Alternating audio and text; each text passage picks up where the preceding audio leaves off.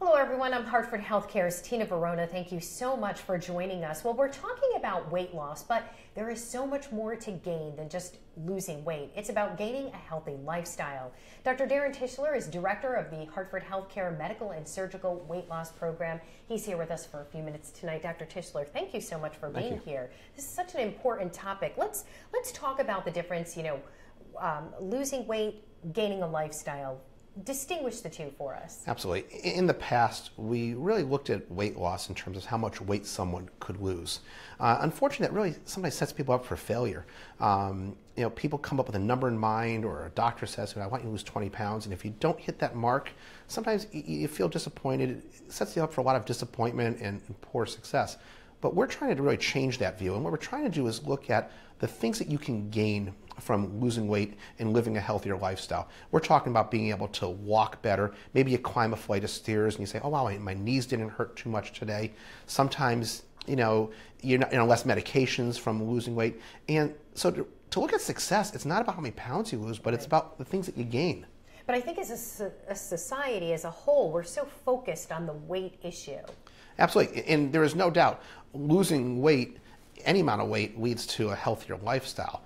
We're just trying to change the focus and really shift those positive aspects of the things that people can gain, and more importantly, gaining a longer life, living longer from being healthier. Yeah, because when you are overweight, it does lead to those metabolic conditions like diabetes, and let's talk about that. Absolutely. So obesity leads to quite a few medical problems. Diabetes is the big one, but also high blood pressure, high cholesterol, sleep apnea, infertility sometimes is related to obesity, arthritis especially, joint pain, back pain, hip pain, and overall just a sense of not feeling well. People have a sense of, overall, they're just not well. And it's not that someone has all these different medical problems. A lot of times it's one medical problem. It's obesity leading to all these problems.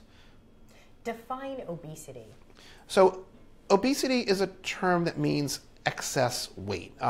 It's usually, we define it in terms of a certain body mass index. Body mass index, easy to calculate. Go on to any search engine, type in the letters BMI, body mass index, and the calculator come up. You put in your height and weight, and you'll get a number. A body mass index of 19 to 25 is considered normal weight range. Body mass index of 25 to 30 is overweight. And then we start looking at body mass index of 30 and above as being defined as obesity. And obesity is when we start to see serious health problems as a result of weight. And speaking of obesity, you don't necessarily have to be obese to have weight loss surgery. Is that correct? Well, overweight and obesity, it's a continuum, it's a spectrum we're looking at there. We treat obesity, not everyone likes that term, I think sometimes, we're treating weight and health problems and metabolic diseases. But we can treat people who are overweight, really at any weight, any amount overweight, someone that we can treat and someone that we can help. But it's not just about surgery. So what if somebody is not a candidate for surgery? There are successful alternative methods. Speaking with medicine at the Hartford Healthcare Medical and Surgical Weight Loss Center. Let's talk about some of the other options if surgery perhaps isn't right for you or you don't want surgery. Sure. You're scared of surgery. Well, recently we integrated our medical weight loss program along with our surgical weight loss program. And we're looking for a more holistic approach to the treatment of obesity and weight. So there's a variety of medications today and non-surgical treatments available to help someone lose weight. And being able to offer all of these under one program throughout all of our sites of service, it's a new endeavor for us. We're excited about it. We're seeing great results with it. We have some very, very engaged people that work with us. We have nutritionists, psychologists, nurses, advanced practitioners.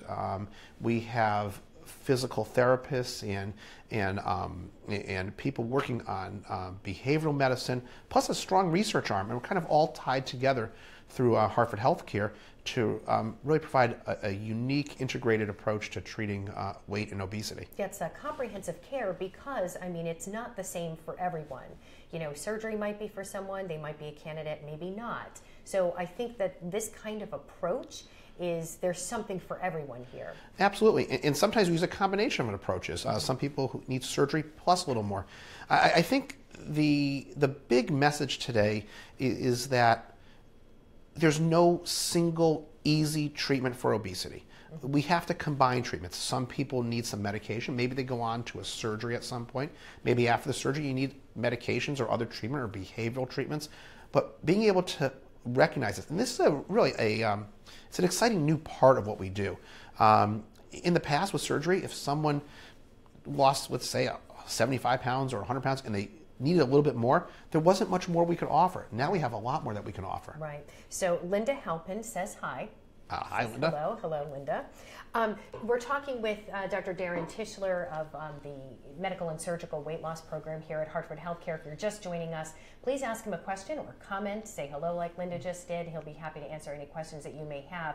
I think it's so important, too, to point out the comprehensive nature of this program, because you're following the patient every step of the way. As soon as they walk through that door, even after surgery, if they do have surgery, well after that, to sort of make sure that they're leading that healthy lifestyle. Let's talk about the whole process from beginning to Absolutely. All the way through. So people come into this program in a variety of different ways. Someone might say, I definitely don't want surgery, and they'll meet with one of our medical weight loss specialists and work with them. Maybe that's the right treatment, maybe it's not the right treatment, but we all share a common philosophy of working to make our patients healthier, help get rid of a variety of the diseases that they have.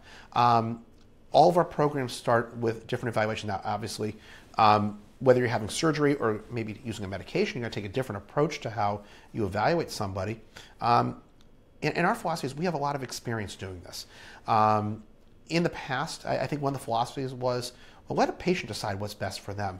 And after, as a surgeon, you do 100 cases, 1,000 cases, a few thousand cases. As a program, as we gain experience with 10,000 or more patients of treatment, you start to know what's best for certain people. Our research focuses on how do we know what's the best treatment for an individual patient. And we have to take that experience that we have and apply it to the patients. So we like to hear definitely, we want to know what people feel like, what they're comfortable with. We're not going to go outside of someone's comfort zone with a treatment, but at the same time, we're going to recommend what we think is best for somebody and really have those dialogues. And those dialogues can happen whether you're meeting with one of our surgeons, one of our nutritionists, our medical weight loss specialists. So there's a lot of ways that we work together in this. We have integrated case conferences where we meet for all of Hartford Healthcare. We bring all of our surgeons and medical weight loss people, and we'll bring our nutritionists and psychologists together, and we'll have discussions of new trends in treatment of obesity. We'll even talk about maybe a complicated case. Yeah, and there is a commitment too on the part of the patient too. So what's your advice to folks listening out there who may become patients? What do you tell them in terms of how to prepare for a visit or this journey? Well, the preparation's, I think, very simple. If you've gotten to the point where you say to yourself, my life isn't where I want to be because of my weight, then I think you're ready to make the next step. And I think the hardest step is picking up the phone, making that first appointment. That's that point where you say, I want to do something about my obesity, my weight, and I want to live a healthier life. That's the hardest step. I don't think people have to worry too much about the next steps after that because we'll help guide them through that. You're there. But the hardest part is deciding, I want to do something about this. I want to live a healthier life. I want to be there for my kids. Whatever it may be. Everyone has something that they want to gain from losing weight, and we want to help identify that. Yep. So Carrie Tetrol, I hope I'm saying her name right, is calling you the best surgeon ever. Oh, thank you, Carrie. Eugenia wants to know, if you address a patient's underlying factors, do you address the underlying factors that led to them becoming obese? So great question. I don't think we have a great understanding of why someone will end up suffering from obesity. I mean, there's an easy answer that we could give, which is a very simplistic approach to it, which is you take in more calories than you burn and you're going to gain weight. But we know that obesity is a much more complicated disease. There's certain lifestyle factors that can lead to obesity. There's genetics. You know, if you have heavy mom, a heavy dad, grandma and grandpa both had medical problems from obesity, well, you have a likelihood that there's a genetic component to this. You know, some people's work, they work in a very sedentary and non-active job. So there's so many factors that come in there. We don't know the underlying causes of obesity. I hope we can discover these someday. But we can look at all these different factors and really try to decide what's the best next step to take for our patients. Jeff wants to know what would disqualify a patient from getting weight loss surgery. Good question, Jeff. That's a great question. Well, most importantly, I think for the vast majority of people who come to see us, there is some treatment that we can offer to somebody. What are the sure ways to not be able to get treatment? Someone who, the easy ones I think about are someone who smokes cigarettes. We cannot safely do surgery on people who are smokers. And plus, cigarette smoke is one of the largest contributors to a shortened lifespan. So, you know, that's one. People who use illegal drugs, not going to be a good candidate for bariatric surgery. For the most part, though, as we catch people earlier and earlier with obesity and other health problems, there's a lot, usually it's something we can offer most people. Now, sometimes in our workup phase, we'll find other health problems. You know, if we have a woman who comes to see us who hasn't been screened for breast cancer, we'll get a mammogram. We'll do all those necessary, important life screenings. And if we find another health problem, we're going to treat that health problem first, or maybe even sometimes simultaneously. So I wouldn't say there are absolute reasons where we can't offer anything. By bringing in that whole medical treatment arm to the program, really integrating it, I think there's something we can offer just about all patients. Gary says the morbidity rate for such surgery was once 1%. Is it lower now? Absolutely. The risk of dying from bariatric surgery has been decreasing. The key to bariatric surgery is it's never an emergency procedure. It is always an elective procedure. We can take the time to plan ahead, to look at someone's heart function. Is their heart strong enough for surgery? Are there other health problems? Are there certain risk factors that can modify? Someone's blood pressure too high? We have time to fix that. And by fixing those medical problems, we can really bring that risk of death of surgery down. The more important thing, I think, to think about is what is the morbidity or risk of dying from obesity itself. The effect of just 10% weight loss on the risk of dying from a heart attack, stroke, or blood clot is tremendous. 90% or more reduction in that risk. So we're seeing some really big gains in someone's health by helping them to reduce their weight. But that's a great question, because the reason we offer weight loss surgery or any treatment for obesity is because the risk of the surgery is less than the risk of not having the surgery in many cases. Right, absolutely. And I like the story you were telling me earlier about the patient who came in and maybe just lost 5 pounds, but she said that she didn't have her diabetes, she could walk again, she was actually healthy, so that reduces her risk for maybe blood clots or stroke or heart attack. It's the benefits so outweigh the risks here. No, absolutely, Tina. I learned a lot from that patient. I always tell this story to my patients. Early on in my practice, I had a patient who, in my mind, I didn't think lost as much weight as I expected her to lose over a period of time. And we started talking about it, and she kind of turned the table on me, and she became kind of, the person who was teaching me at that point. And she said to me, "Well, doctor, I'm not a diabetic anymore, and I can climb a flight of stairs, and I'm fitting into clothing that I've never been able to fit in before. So I am thrilled with my results." And that, I think, laid the foundations for us to think about success with surgery not being in terms of how much weight you lose, but it's on those gains in life. And that's why we keep coming back to those gains. It makes sense to us to talk about weight loss in terms of gains. It's kind of, it could be a fun play on words too, but it's really what matters most about treating obesity. And I think the important thing is to, like we talked about earlier, set goals for yourself. What is it that you want to achieve from going through this program, right? Absolutely.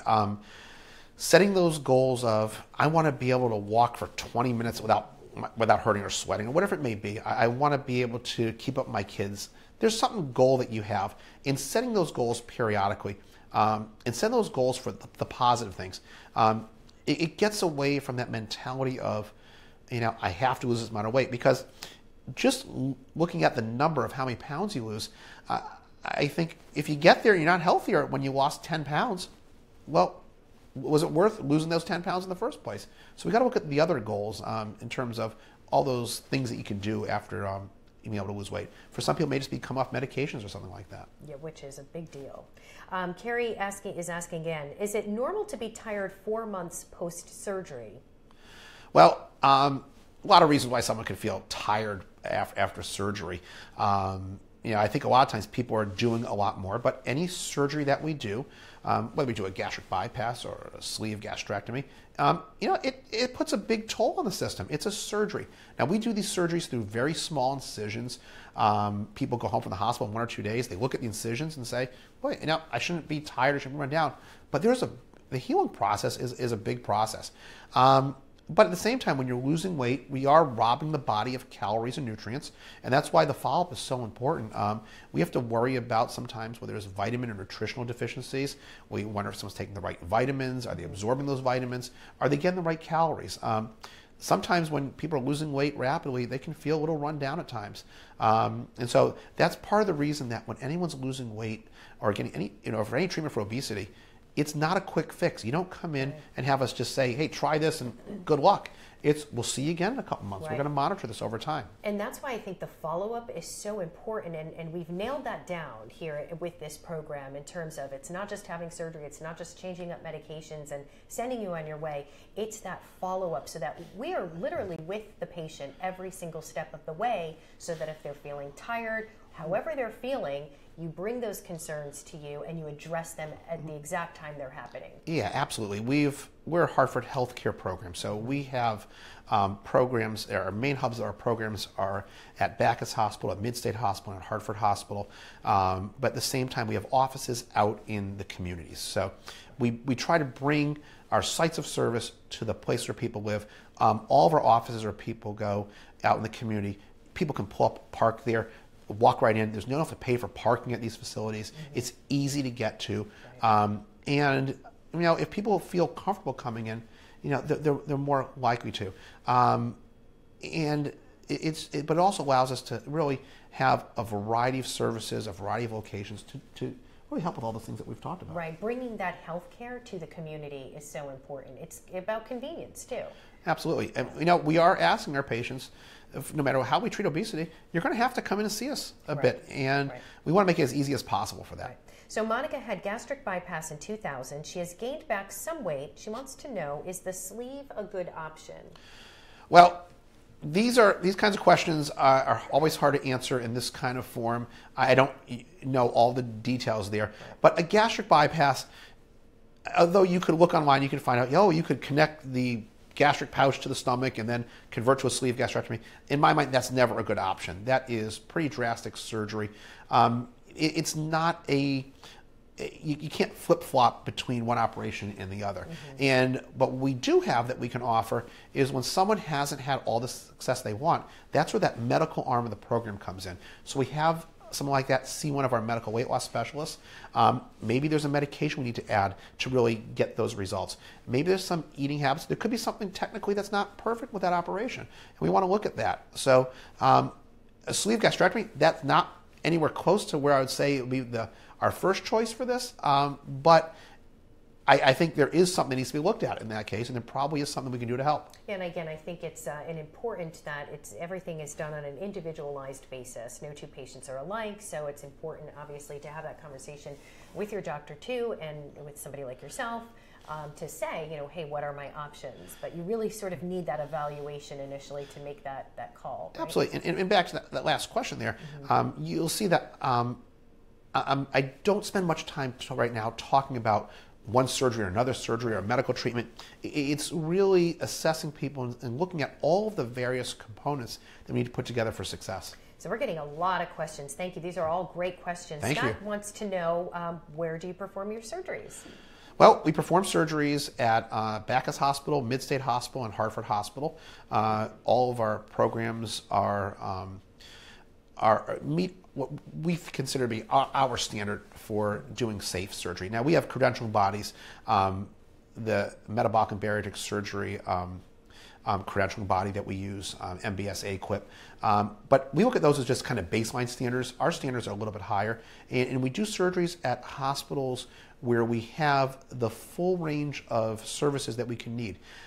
It's not always about, can you do the surgery here? The surgery, I could do a bariatric surgery at most hospitals. The question is, and what really I think sets our program apart, is our ability to have a wide variety of services available and readily available when necessary. And throughout the state. I mean, absolutely. Bacchus is in Norwich, Midstate is in Meriden, we're here at Hartford Hospital. And again, it comes down to that convenience. We want people to follow up in the long run, and if we have programs where people live or close enough by, they're more likely to utilize those services. Okay, we're going to keep it going here. Nicole wants to know why she's having trouble losing weight 18 months postpartum. Well, a lot of changes happen after pregnancy. Life changes, and I don't know if it's the first kid or not, but first kid, things change in life. I've got 2 teenage daughters now, and there's no doubt that each stage of life offers new challenges. I start to thinking of, are you exercising like you used to? Has your diet changed? Are you taking the time to take care of yourself? Those are things I think about off the top of my head, but that can always be a challenge. Tina, earlier today, you and I were talking about changes that occur in different stages in life. Yeah. And metabolism. Absolutely. Yeah. Everyone can relate back to either themselves or a friend who could eat whatever they want, whenever they wanted, and never gain a pound. Yep. That's not the reality for most people. Mm-hmm. And that may not be the reality at different stages in life. So as we get older, our set point, so the point where a body wants to be, starts to rise up. So the body tries to gain weight, and it's pretty good at doing that. And we have to fight that sometimes. Well, yeah, your metabolism, and is this true? Your metabolism slows down with age? Because I know, at least for myself, speaking for me, when I was younger, it was a lot easier. I didn't have to work out as much. The weight just sort of fell off. But now, as I'm older, it takes a lot of hard work it's very easy to gain a couple of pounds, but very difficult to lose it. Absolutely. I try to steer away from that term metabolism. I try to steer away from metabolism slowing, or I have a fast metabolism, because number one, it's very difficult to measure, and number two, so is that a myth? Is that a myth? Well, I don't want to say it's a myth. Mm-hmm. Everyone has a metabolism. It's how we burn calories and how efficiently we do that. Yeah. But I don't believe it's something that we can easily, or it may not even be possible to change. Yeah. So that's how the body handles nutrients and calories, and generates energy.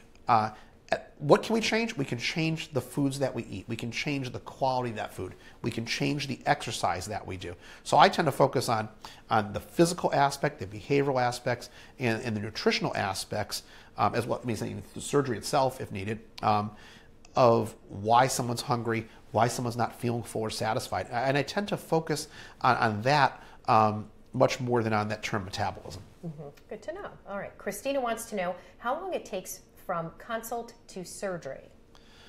Great question there, Christina. So the first step is to make that decision. I want to do something about my obesity. And some factors on how you get to surgery are within someone's control. That may be something as simple as I have to go see a cardiologist, a nutritionist, make those appointments. But sometimes it's based on insurance companies. Some of the insurance companies out there will require patients to see nutritionists for maybe 3, 4, or 6 months before they can have surgery. So that's something I can't speed up. But there's a lot that we do during that time frame.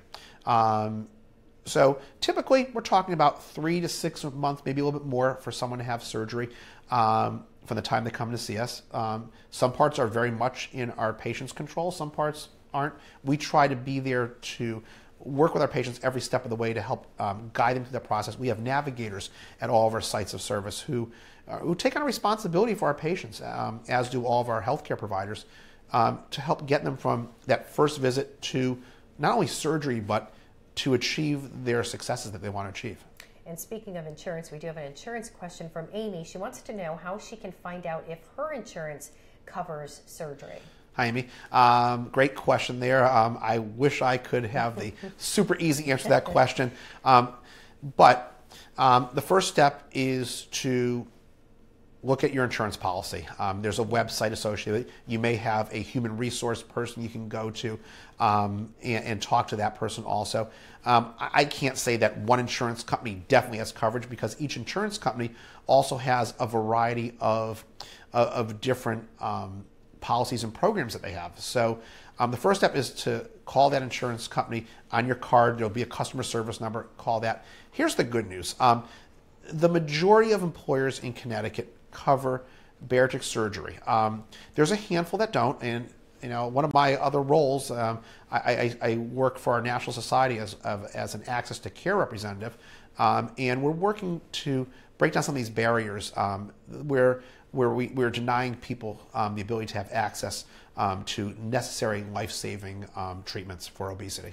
So Leah had surgery 10 years ago, and she needs some skin removed. She asked, why is that not part of the initial surgery? Well, great question there. And believe it or not, was that Leah? That was Leah. That is the most common question I get asked, is what about the skin? Once someone has been obese for a while, the skin's going to stretch out. When you lose weight, it gets a little saggy, and gravity takes its toll. The loose skin is not a life-threatening problem, but it's a cosmetic problem. It can be a functional problem too. Sometimes the skin can interfere with walking, exercise, maybe even simple things like getting your pants on or your clothing on. You can't remove the skin ahead of time because we don't know where it's going to sag or where it's going to be a bother. And so it can't be done ahead of time. It's usually 1 to 2 years after surgery that people start to think about that. And I'll tell you, we work with some really great plastic surgeons who really do a great job, not only with the surgery they do, but helping people to understand what can be done through plastic surgery, what shouldn't be done, and what to expect for the results. Okay, so Nicole has a follow-up from before. She wanted to know, she was having trouble losing weight 18 months postpartum. She's a follow-up. This is her 5th child. And she wants to know if pregnancy affects the gastric bypass. So pregnancy itself won't affect a bariatric surgery. All the other factors that go along with pregnancy can affect obesity. So each time someone gets pregnant, there's going to be a little bit of an increase in weight, sometimes a lot of increase in weight with that. We talked a little while ago about how there's that pull of that set point. The body just wants to be heavier. And so that can be a challenge.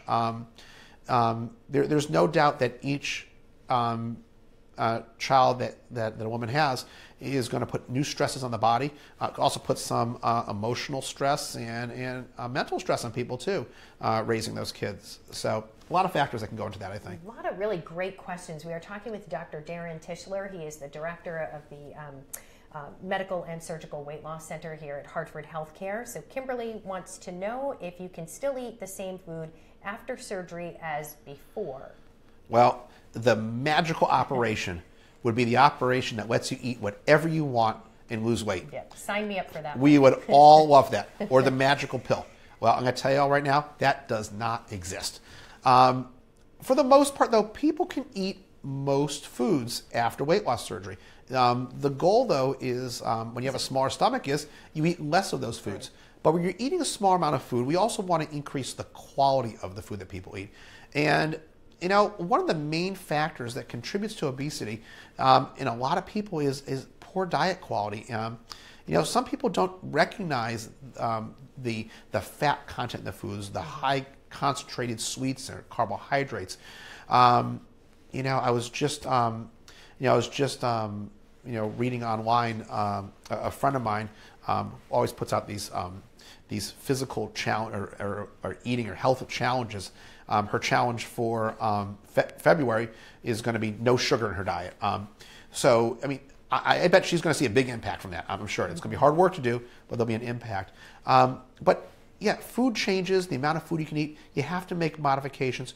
The best results, whether we're using a medical treatment or a surgical treatment for obesity, is eating a healthier diet and exercising along with whatever treatment we choose. And that's why the nutritionist as a part of this program is so important too, because that nutritionist can teach you how to read labels, what you should be eating, protein, lean fats, that kind of thing.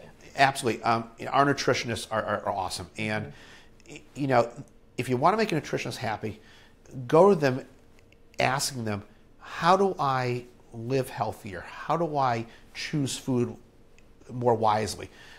Because nutritionists, they're not there to come up with a menu for you and say, eat this today, eat this for lunch, eat this for dinner. Their ability to help patients really comes to teaching people to make healthier choices over a long period of time. And there's so many modifications that can be made in that aspect. Okay, Kimberly G, another Kimberly, okay. Hi, Kim.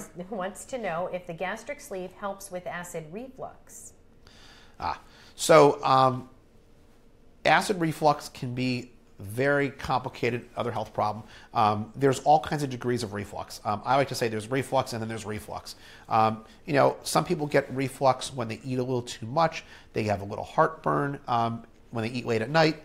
Other people, even laying down or bending over to tie their shoes, can be very difficult. Weight plays a big role. Weight increases the pressure on the abdomen. So weight loss in itself can help reflux in many cases. Now, for severe reflux, and there's ways we can measure how severe the reflux is, I probably wouldn't steer towards a sleeve gastrectomy. I'd probably steer more towards a gastric bypass. Again, it's a tough generic question to answer. It's a great one. It's one of the things we consider when we help guide someone in choosing which procedure is best for them. So Lindsay, question from Lindsay, asks, how long does it take to lose weight after surgery? How does it take to lose weight after surgery? Well, there's always a honeymoon phase after surgery. There's a period of time where people can lose weight pretty quickly in those first few months, maybe even up to the first year, 18 months. But a lot of how people lose weight before surgery comes down to how committed they are to exercise and making good, healthy food choices. And I cannot emphasize the exercise part. When I see patients who have been just really met all of their goals and are able to do all the things they want to do, it's usually people who are very committed to the cardiac or aerobic exercise. It's an exercise that gets the heart rate up. And it's not doing it once in a while. It's starting a little bit and building up over time. And that's really the big determining factor, I think, in a lot of cases as to how fast someone can lose weight. We work with people before surgery to help condition them a little bit. Some people just have trouble walking. Their knees and their hips are bad. We have an incredible physical therapy arm to our program through our Bone and Joint Institute. For people who have trouble walking or even riding a stationary bike, we have some really cutting edge equipment there today where we can, even someone who would never think of getting on a bike, we have a seat that can get someone on that bike so we can start working on that exercise even before surgery. So Kimberly R. wants to know how often you come in for appointments after surgery.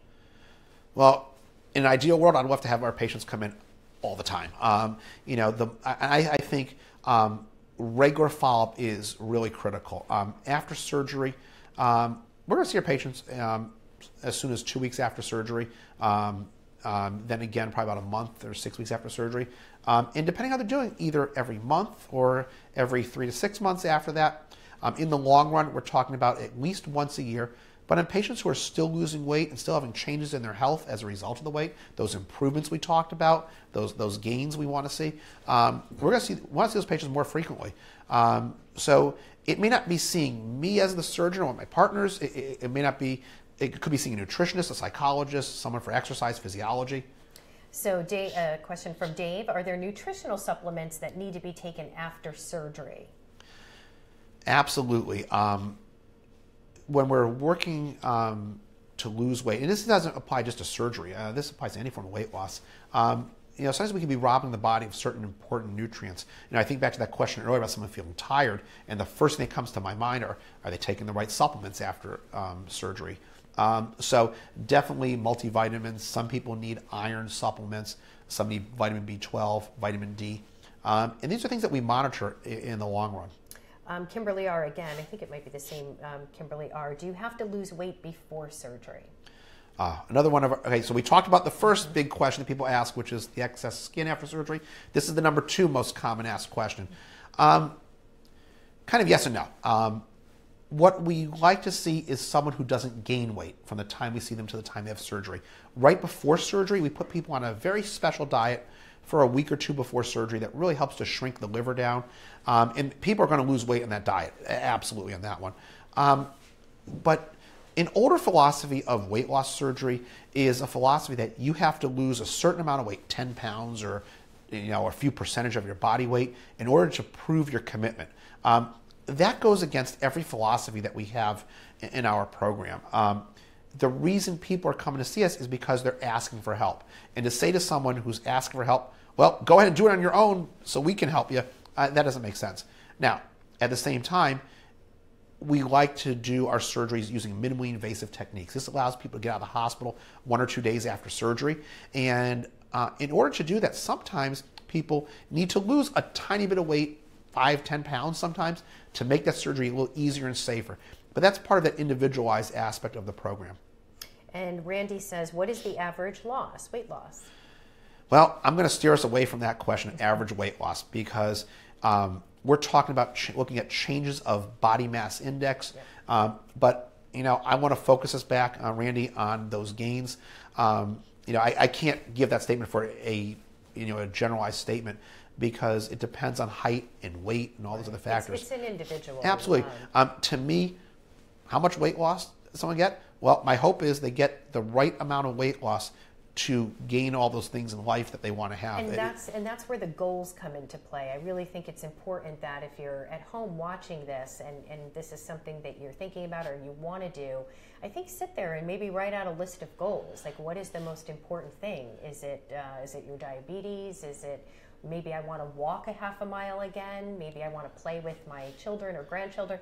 What are the goals? Right? I think that's the whole point here of this. That absolutely. It's easy to say, I want to lose 10 pounds. Mm-hmm. I think it's harder to say, for me to be able to go out and play with my kids or do things with my kids outside, right, I have to do this, and this to get there. And that's the harder part. So I think by people focusing on those gains, that's really what's going to get them where they want to be. And it's a lifestyle. And as we said in the beginning, it's not just about losing weight. It's gaining your life back. It's gaining a lifestyle, a healthy lifestyle. Absolutely. There's so many gains that we can get for our patients. Dr. Tishler, thank you so much. These questions have been outstanding tonight. If you would like to learn more, go to our website, whatwillyougain.org. There are also several community education classes all over, from Norwich to Meriden to right here in Hartford with Dr. Tishler and all of the other doctors, a part of this vital program, the Medical and Surgical Weight Loss Program at Hartford Healthcare. We thank you so much for joining us tonight. All of you had some great questions. We really appreciate it. Hartford Healthcare's Tina Verona. We'll see you back next time.